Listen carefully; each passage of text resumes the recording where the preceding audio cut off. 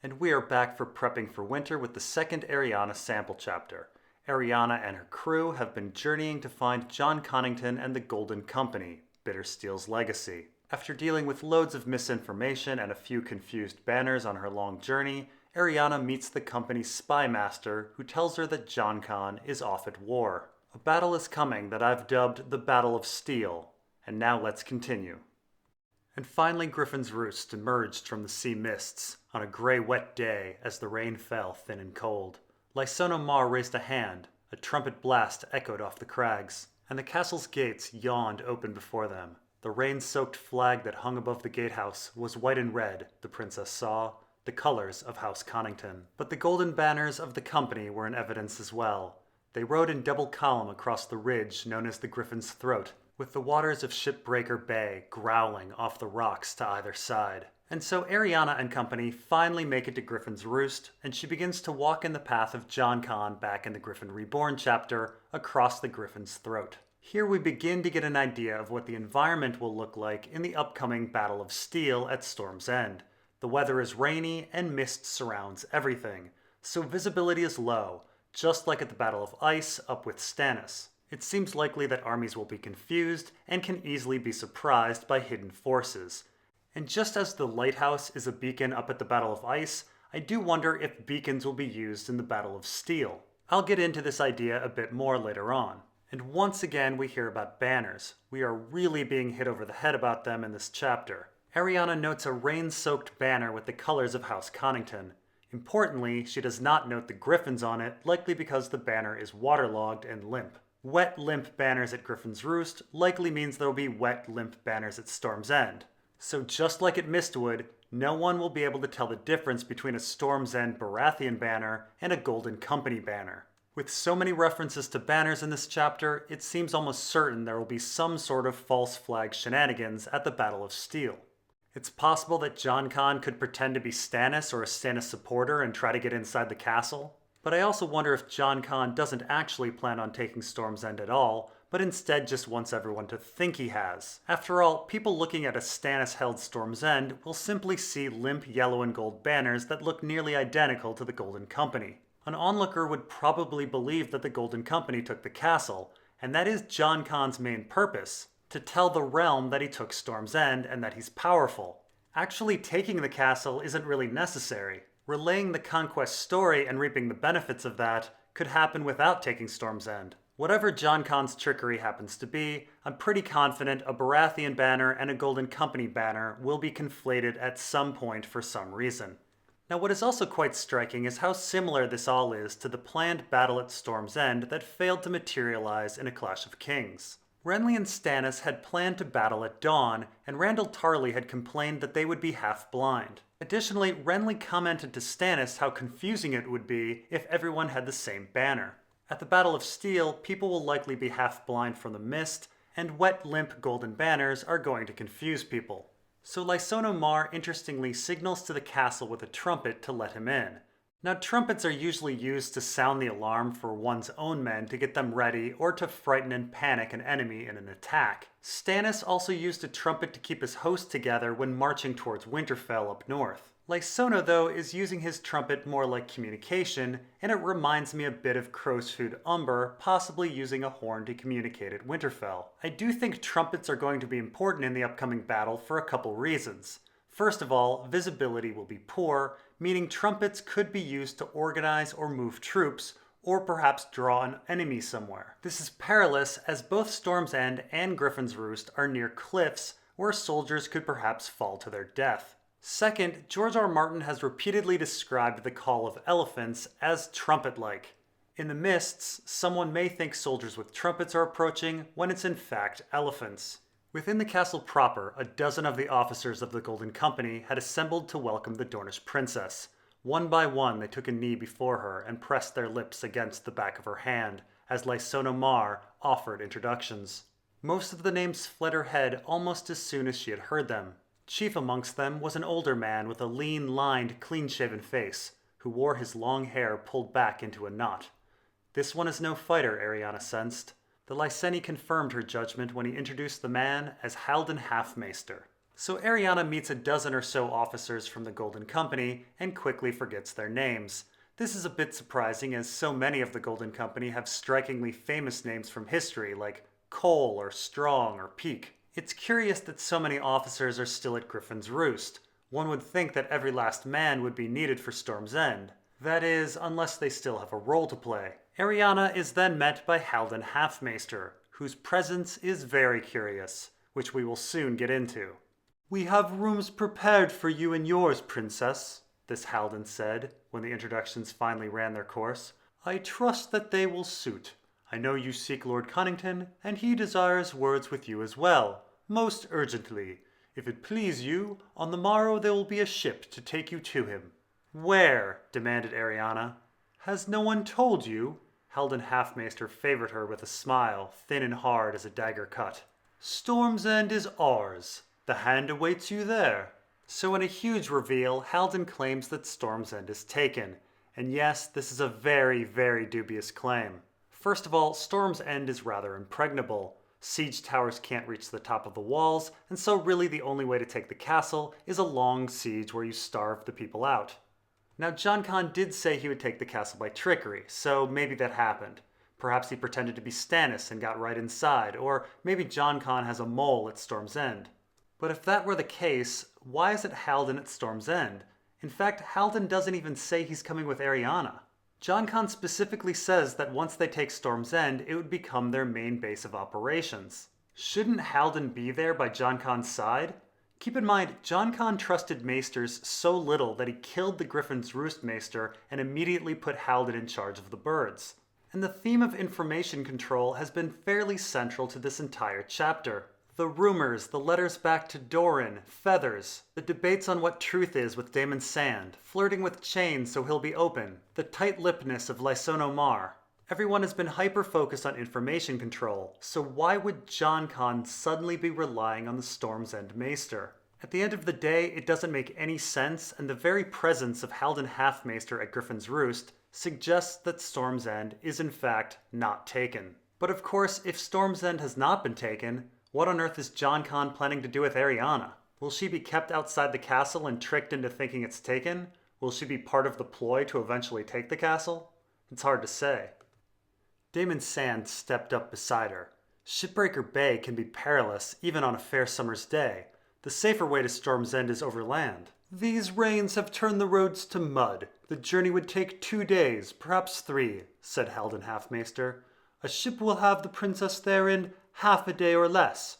There is an army descending on Storm's End from King's Landing. You will want to be safe inside the walls before the battle."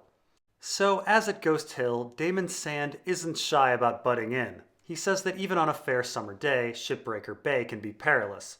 Now, with a name like Shipbreaker and heading into a place famous for storms, I can somewhat understand the reluctance to go by ship. That said, Daemon says it's perilous on a fair summer day, so I guess he's talking about pirates? Still, the trip to Storm's End is rather quick. It's only a half-day trip, so I do wonder if Daemon is purposely trying to delay the mission. If you recall, this whole mission has been slow going with needless overland journeying and a larger party than necessary. Delaying is Doran's MO, so I do wonder if this is all intentional. Now, Haldon tells us that an army is coming down the King's Road. This is new information. When we last left Mace Tyrell in the A Dance with Dragons epilogue, he said he wouldn't march south until after Cersei and Margaery's trials. So the trials seem to be over, but we don't know the results. If either Cersei or Margaery were found guilty, it would likely greatly affect Tyrell loyalty, and we could see the Tyrells switch sides. Importantly, marching with Mace Tyrell will be Red Ronnet Connington, and he's likely going to be steaming mad with rumors of his kin raped and murdered. So just like with the Battle of Ice, we have mixed loyalties marching into battle with the Battle of Steel. Additionally, we should talk about the speed of the armies.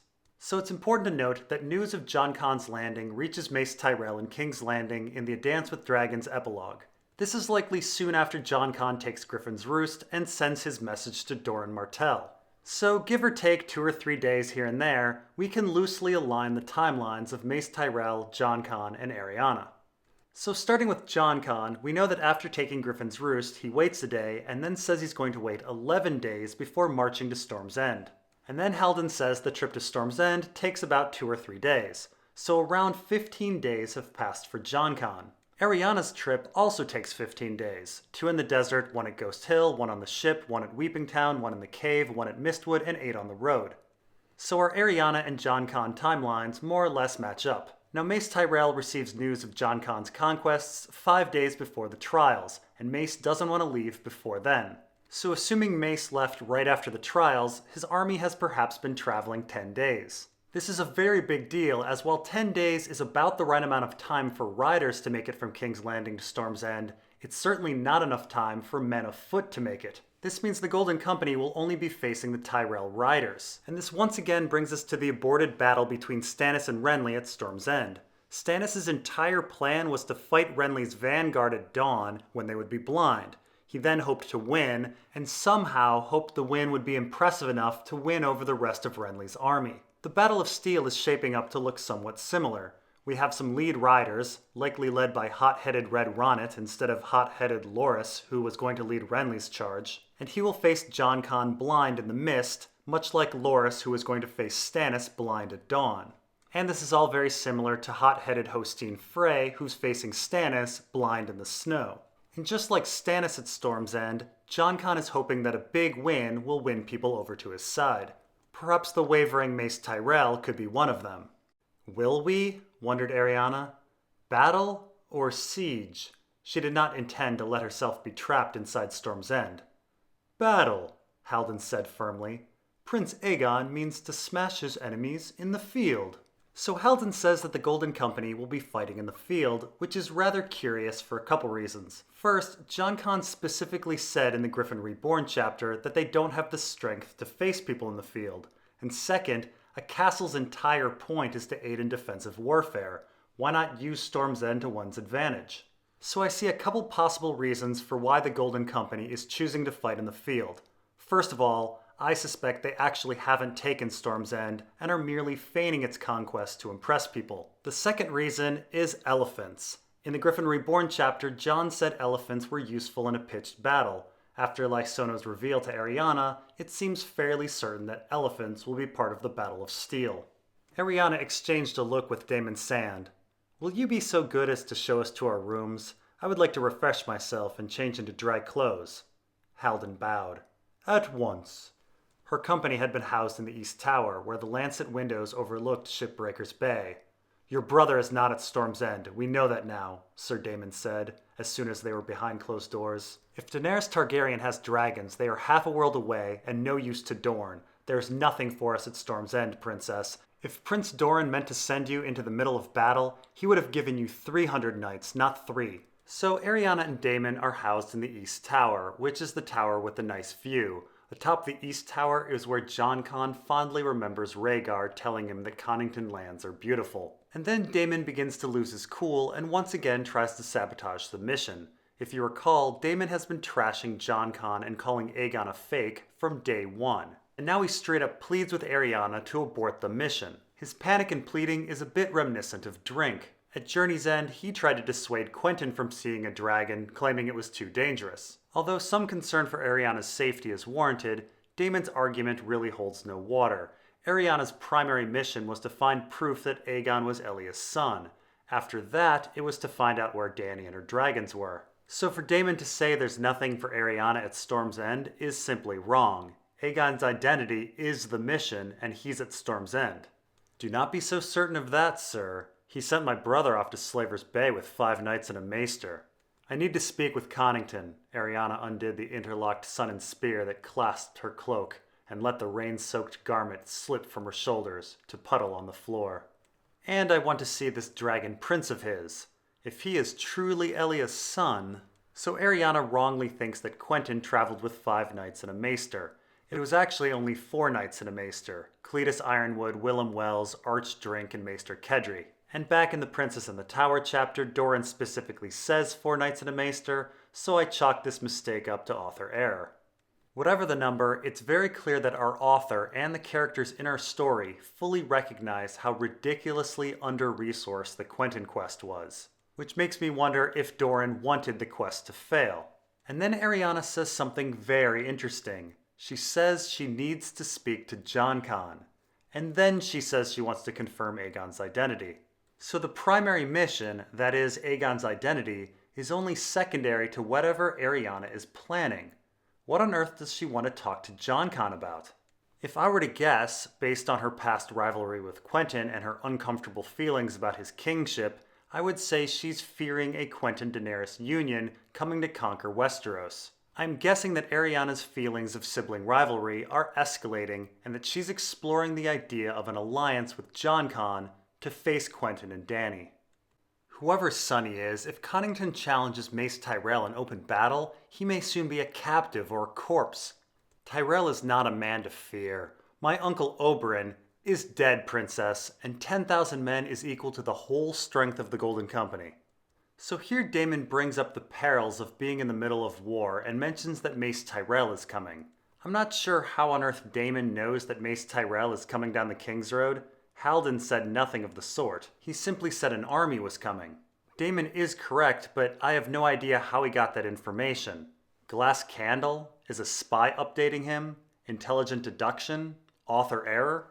Because earlier Arianne thought it would be Lannisters trying to retake Storm's End. Ah well. Now we are nearly at the end of our chapter, so next time we'll cover those last lines, but we will also talk in depth about what I think will happen at the Battle of Steel. How on earth is Jon planning on winning this whole thing? We'll talk about this all next time.